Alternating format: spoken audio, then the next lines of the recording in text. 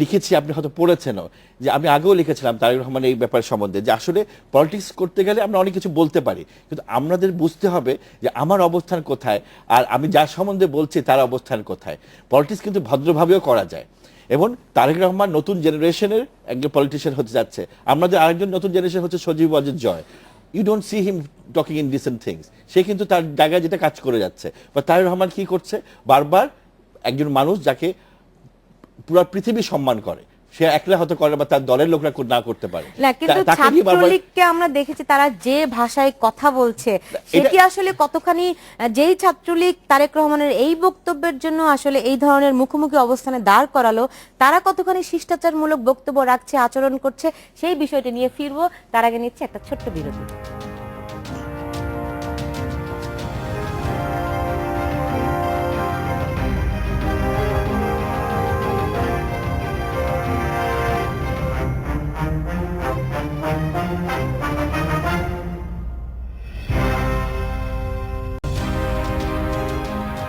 বিরতির পর ফিরে এলাম, দেখছেন বাংলাদেশ এখন।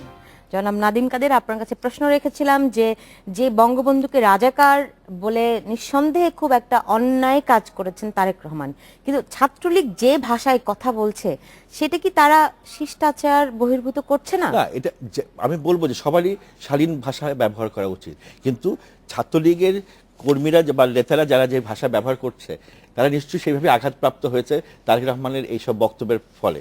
সো তাদেরও একটা রিয়াকশন হতে পারে। তারপরেও আমি বলবো both sides should follow decency in politics. এবার আমি চাই, আমি সবসময় বলেছি যে আমাদের নতুন জেনারেশন পলিটিশিয়ান যারা হবে তারা যেন নতুন কিছু, আমাদের সবচেয়ে বড় জিনিস হলো পলিটিক্স আনা হলো ডিসেন্সি আনা। এবং আমরা এই নতুন জেনারেশনের কাছে যদি এটা না পাই, তাহলে দেখেন, কারণ ছাত্রলীগের সাধারণ সম্পাদক আপনি সিদ্দিকী নাজমুল আলম তার ফেসবুকে লিখেছে এবং পরে পত্রিকায় রিপোর্ট হয়েছে সেটি, যে তিনি যেই ভাষাটি বলেছেন আমি সরাসরি সেটি বললাম না, তিনি বলছেন বিএনপি বড় নেতাদের পেটাবেন আর কি। হ্যাঁ, এটা উচিত। আমি বললাম তো, যে এক্সপ্লেইন করলাম যে শালীনতা সব দিকে রাখতে হবে, এটা ব্রেক করে কারো উচিত না। কিন্তু তারা যদি বলে থাকে হয়তো যে তারা যে হার্ট হয়েছে, তারা যে আঘাতপ্রাপ্ত হয়েছে বঙ্গবন্ধু সম্বন্ধে এরকম কথা তারেক রহমানের মুখ থেকে আসা, এটা নিশ্চয়ই তারা গ্রহণ করতে পারবে। যারা বঙ্গবন্ধুকে আমরা ভালোবাসি, আমরা কিন্তু শ্রদ্ধা করি, আমরা কিন্তু আমাদের সবার পক্ষে এটা অগ্রহণযোগ্য। প্রতিবাদের ভাষা কি এরকম হওয়া বাঞ্ছনীয়? আমি বলি, শেষ করতে দেন। সো আমি বলছি না প্রতিবাদের ভাষা খারাপ হতে হবে, কিন্তু এই ক্ষেত্রে হয়তো সেটা হয়েছে। তারপরে আমি বলছি যে নতুন জেনারেশন পলিটিশিয়ান যারা, তাদের জাতিকে নতুন কিছু দিতে হবে এবং Tarique Rahman should correct himself. So opposite সাইডে যারা এখন বলছে তারাও যেন সেটাকে খেয়াল রাখে যে নতুন পলিটিশিয়ান আমরা হতে যাচ্ছি, দেশকে নতুন নেতৃত্ব তারা দেবে, পরে তারা কি দেবে দেশকে, মানুষ কিন্তু সেটা দেখছে। এবং তারা যদি এইগুলোই করে থাকে, তারেক রহমানও কোনোদিন গ্রহণযোগ্য হবে না মানুষের কাছে, যতই আপনারা বলেন। আমাদের দেশে মুরব্বীকে শ্রদ্ধা করা, বঙ্গবন্ধুর মতো ব্যক্তিদেরকে শ্রদ্ধা করা, এটা আমাদের কমন শিক্ষা। আপনি যদি এটা করেন, ওটাকে সিম্পলি বেয়াদবি বলা হয়, এবং সেটা কিন্তু গ্রামের মানুষ কেউ গ্রহণ করবে না। দল গতকাল প্রেস ব্রিফিং করে বলেছে ছাত্রলীগ বেয়াদব সংগঠন। জনাব গোলাম মুর্তজা, ছাত্রলীগ বেয়াদব সংগঠন আমি সেটা মনে করি না। একটি দুটি ঘটনা বা কয়েক বছরের কর্মকাণ্ড দিয়ে ছাত্রলীগের মতো একটি সংগঠনকে বেয়াদব সংগঠন বলে দেওয়ার আমি ওই মতের সঙ্গে আমি একমত নই। তারেক জিয়া যে বক্তব্য রেখেছেন সেটা নিয়ে আমরা অনেকবার আলোচনা করেছি, আমি নিজে লিখেছি, বলেছি ওটা কোনোভাবেই গ্রহণযোগ্য নয় ওই বক্তব্য। এখন প্রশ্ন আসছে যে ছাত্রলীগের এই সাম্প্রতিক আচরণ, আপনি যেটা বললেন, এই শব্দগুলো আসলে না বলার কোনো কারণ নেই। আর কারণ যেটা ফেসবুকে সিদ্দিকী নাজমুল আলম লিখেছেন, সেটা প্রথম আলো সহ সব পত্রিকায় এটি রিপোর্ট করেছে।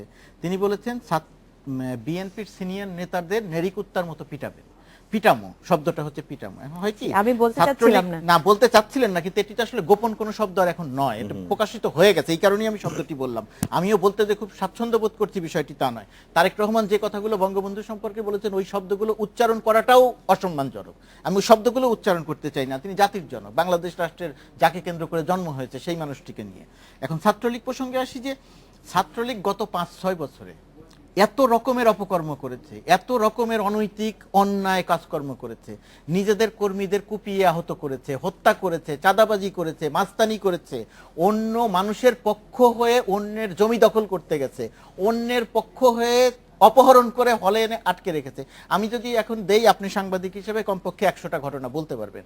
সেই ছাত্রলীগ তারেক রহমানের বক্তব্যকে কেন্দ্র করে যে কর্মসূচি দিচ্ছে, যে কথা বলছে, প্রতিবাদ হবে তারেক রহমানের বক্তব্যের, এটার সঙ্গে আমি সম্পূর্ণ একমত। ছাত্রলীগ প্রতিবাদ করবে, আমি সম্পূর্ণ একমত। কিন্তু যে ভাষায় প্রতিবাদ করছে, সিদ্দিকী নাজমুল আলমরা বুঝতে পারছেন না যে ছাত্রলীগ যে একটা ঐতিহ্যবাহী সংগঠন, এই সংগঠনটির দায়িত্ব যদি কেউ নেন, তাকে যে কিছুটা যোগ্য হয়ে গড়ে উঠতে হয়, এই বিষয়টি তারা বুঝতে পারছেন না। আর তাদেরকে যারা দায়িত্ব দিয়েছেন, তারা নেতৃত্ব বাছার ক্ষেত্রে বড় রকমের ব্যর্থতার পরিচয় দিয়েছেন। তারা শুধুমাত্র আনুগত্যটা দেখেছেন, তারা যোগ্যতা দেখেননি, যে কারণে এই কথাগুলো এখন আলোচনায় আসছে। এখন এই কথাগুলো দিয়ে আপনি কি প্রমাণ করছেন? এই কথাগুলোর দিয়ে আপনি প্রমাণ করছেন যে আপনার ওই জায়গাটিতে থাকার যোগ্যতা নেই, কিন্তু আপনি সেই যোগ্যতায় আছেন। এই ঘটনাটি কেন ঘটছে? ঘটছে হচ্ছে পুরো বাংলাদেশটি নানাভাবে, দুইভাবে বিভক্ত হয়ে গেছে। দুটি রাজনৈতিক দল তো আছেই, এই দুটি রাজনৈতিক দলের সুবিধাভোগী দুটি চক্র তৈরি হয়েছে। এই সুবিধাভোগী দুটি চক্র দেখবেন, এর মধ্যে সাংবাদিক আছে, এর মধ্যে নাগরিক সমাজ আছে, এর মধ্যে ডাক্তার আছে, ইঞ্জিনিয়ার আছে, অন্যান্য পেশাজীবীরা আছেন। এরা কি করেছেন? বিএনপি যখন একটি খারাপ কাজ করে, এক পক্ষের লোকজন সেটা নিয়ে হই হই রই রই করে ওঠে। আর এক পক্ষ আওয়ামী লীগ যখন একটি খারাপ কাজ করে, তখন হই হই রই রই করে ওঠে।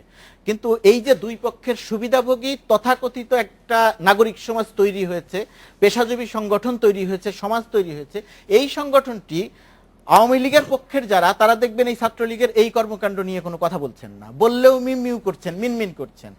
আবার বিএনপির পক্ষের যে সমস্ত বুদ্ধিজীবীরা আছেন, শিক্ষক আছেন, সাংবাদিক আছেন, তারা দেখবেন তারেক রহমানের বক্তব্য নিয়ে এক নম্বর কথা বলছেন না, দুই নম্বর কথা বললে এই বক্তব্যের ইনিয়া বিনিয়া এই বক্তব্যের পক্ষে কথা বলছেন। আমাদের রাজনীতি যে কলুষিত হয়ে গেছে, আমি যেটা বলছিলাম ভুল পথে পরিচালিত হচ্ছে, এই ভুল পথে পরিচালনা করার ক্ষেত্রে আমাদের এই যে সুশীল সমাজ বলি, নাগরিক সমাজ বলি, পেশাজীবীরা বলি, রাজনীতিবিদরা তো দায়ী বটেই, আমাদের এই সমাজটি বড়ভাবে দায়ী। এই সমাজটি বড়ভাবে দায়ী, এই সমাজটি লোভী, এই সমাজটি পাওয়া না পাওয়া নিয়ে নিজেকে বিচার করছে, নিজেকে এমন একটি আসনে বসাচ্ছেন, সেই আসনে বসিয়ে চরম অনৈতিক অন্যায়, ছাত্রলীগ একটি হত্যাকাণ্ড ঘটাচ্ছে, সেটারও পক্ষে কোনো না কোনোভাবে তারা কথা বলছে।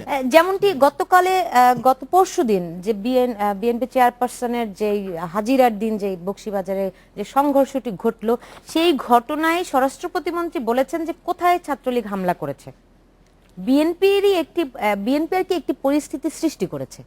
তো এটা কি আসলে আপনি জানেন যে ছবি দেখেছেন, সবার চেহারা দেখা যাচ্ছে, কাদের হাতে লাঠিসোঁটা ছিল, এখন তার লুকানো ছাপানোর কিছু নাই। স্বরাষ্ট্র প্রতিমন্ত্রী নিজে দায়িত্বপ্রাপ্ত হয়ে যদি এই কথা বলেন, তাহলে আসলে মানুষের ভরসার জায়গাটি কোথায়? না, স্বরাষ্ট্রমন্ত্রী প্রথমে হলেন পলিটিশিয়ান, তারপর উনি সরকার।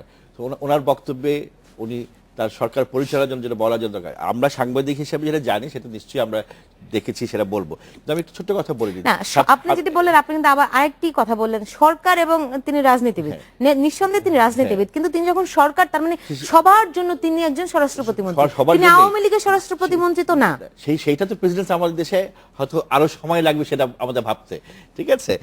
এটা হচ্ছে অনেক বেশি আশা করা, অনেক আমরা সেটা আশা করতে চাই, তাই বলে এভাবে করে ডিফেন্ড করাটা কি কোনো মানে বাস্তবসম্মত কিংবা সুদূর প্রসারী কিংবা আমি একটু বলিনি। হ্যাঁ, ছাত্রলীগের সম্বন্ধে কথা বলতে গেলে বলতে হবে, যেটা আমি খুবই এগ্রি করে যেটা বললো, যে যারা লিডারশিপে গেছে তাদেরকে মনে রাখতে হবে ছাত্রলীগের ঐতিহ্যটা কোথায়। তারা মুক্তিযুদ্ধ, বিভিন্ন আন্দোলন, যেগুলো বাংলাদেশের সবকিছুর মধ্যেই ছাত্রলীগের একটা বিরাট অবদান আছে।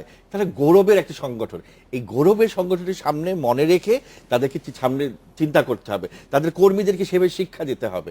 নেতাদের কিন্তু এখন ছাত্রলীগ নেতাদের বড় কাজ হলো সেটাই। আমি এটা মনে করি যে অনেক কিছু হচ্ছে যেগুলো ঠিক না, সেটা আমিও লিখেছি, বলেছিও বিভিন্ন জায়গায়। সো এটা লুকানো চুকানোর ব্যাপার না। আমাদের দেশে একটা টেন্ডেন্সি হয়ে গেছে যে ক্ষমতায় যে আসবে তাদের কোনো না কোনো সংগঠন একটু ক্ষমতা দেখানোর একটা প্রবণতায় মেতে ওঠে। এমনকি প্রধানমন্ত্রী শেখ হাসিনা সে নিজে বলেছে যে ছাত্রলীগের ছেলে পেতে উনি ধমক দিয়েছেন, উনি বলেছেন যে তোমরা এমন তারা, উনি আইন শৃঙ্খলা বাহিনীকে বলেছেন। নাদিম ভাই, এখানে একটি প্রশ্ন আছে, প্রধানমন্ত্রী যদি চান ছাত্রলীগ এই সমাবেশ প্রতিহত করার জন্য এরকম ভাবে ঝাঁপিয়ে পড়বে না, তাইলে কি এই ছাত্রলীগ এটা সুতরাং you are asking too much. A prime minister cannot go into such a small issue. না, আওয়ামী লীগের সভানেত্রী হিসেবে তো তিনি বলতে পারেন। আওয়ামী লীগের সভানেত্রী হিসেবে উনি জেনারেল বলেছেন, এবং এটার দায়িত্ব হচ্ছে লিডারদের না এখন আওয়ামী লীগের গ্রিন সিগন্যাল ছাড়া ছাত্রলীগ আমি- এই পর্যন্ত আসবে, এটা কি বিশ্বাসযোগ্য জনাব গোলাম না, মোর্শেদ এটা তো নিশ্চয়ই বিশ্বাসযোগ্য নয়। আরেকটি কথা আপনি যে কথাটি বলছিলেন যে ধরেন কয়েকদিন আগে প্রধানমন্ত্রী খুব সুনির্দিষ্ট করে একটি কথা বলেছেন, সন্ত্রাসীদের কোনো দল নেই, দল মত দেখার দরকার নেই, সন্ত্রাসীদের বিরুদ্ধে ব্যবস্থা নেই। খুবই পরশুদিনই ভালো কথা। বলেছেন। আমরা এরকম টকশোতে এর প্রশংসা করেছি, পত্রিকায় লিখেছি প্রশংসা করে। এখন আপনি যে কথাটি বললেন, এই যে বকশীবাজারের এখানে যে ঘটনাটি ঘটে গেল খালেদা জিয়ার মামলাকে কেন্দ্র করে, আমি এখানে ছাত্রদলকে ফেরেস্তাও বলছি না, ছাত্রদল কিছু করে নাই সেটাও বলছি না। ছাত্রদল হয়তো সমভাবেই হয়তো দায়ী, কিন্তু স্বরাষ্ট্র প্রতিমন্ত্রী যে বক্তব্য রাখলেন যে এইখানে ছাত্রলীগ ছিল, উনি কিসের ভিত্তিতে বললেন? একটি তদন্ত কি করেছেন উনি ইতিমধ্যে? হয়তো উনি গোয়েন্দা সংস্থার থেকে খবর পেয়েছেন, ওনার সেই গোয়েন্দা সংস্থার খবর তো ঠিক নেই, উনি তো গোয়েন্দা সংস্থার কাছ থেকে ভুল তথ্য পাচ্ছেন। কারণ যাদেরকে টেলিভিশনের পর্দায় দেখা গেল, যাদের ছবি পত্রিকায় ছাপা হলো, এরা তো খুব অপরিচিত কেউ নন, এরা তো চেনা। এদেরকে সাংবাদিক হিসেবে আমি চিনি, আপনি চিনেন, অন্যরা জানে। তো গোয়েন্দা সংস্থার লোকজন জানেন না, স্বরাষ্ট্র প্রতিমন্ত্রী কি জানেন না? এই কথাটি বলে দিয়ে প্রধানমন্ত্রীর বক্তব্যটি যে মাঠ পর্যায়ে কার্যকর হচ্ছে না, হবে না, এর আগেও প্রধানমন্ত্রী এরকম কথা অনেকবার বলেছেন, সেই কথাটি আরেকবার প্রমাণ হলো যে প্রধানমন্ত্রী যা বলেছেন সেই কথাটি কার্যকর হচ্ছে না। এখন এখানে প্রশ্ন আসে, প্রধানমন্ত্রীর বিষয়ে প্রশ্ন আছে, বিষয়টি কি প্রধানমন্ত্রীর, তাহলে কি প্রধানমন্ত্রীর কথা কার্যকর হচ্ছে না, তার মানে কি অন্যরা তার কথা শুনছেন না, নাকি প্রধানমন্ত্রী আন্তরিকভাবে বলছেন না? এই প্রশ্নের জবাবগুলো আওয়ামী লীগের নেতৃবৃন্দকে দিতে হবে, পরিষ্কার করতে হবে। আর আপনি যেটা বললেন, ধরেন গাজীপুর সহ অন্য জায়গাতে যে বিএনপির সমাবেশ করতে দেয়া হবে না, ছাত্রলীগের প্রতিবাদের সঙ্গে আমি একমত, তারেক জিয়ার বক্তব্যের, কিন্তু বিএনপি সমাবেশ করতে পারবে না। এই যে খেলাধুলা, এটি একটি গেম, সরকার একটা গেম তৈরি করেছে। আমি মনে করি যে ভুল পথের রাজনীতি বলছি, যে এই গেমটি আমাদের রাজনীতির জন্য সুস্থ ধারার রাজনীতি নয়, এটা কোনো শুভ লক্ষণ নয়। প্রতিবাদ হোক, তারেক জিয়ার বক্তব্যের প্রতিবাদ হোক, বিএনপি একটি সমাবেশ করবে, ছাত্রলীগ এর চেয়ে বড় সমাবেশ করে এর প্রতিবাদ জানাক, যে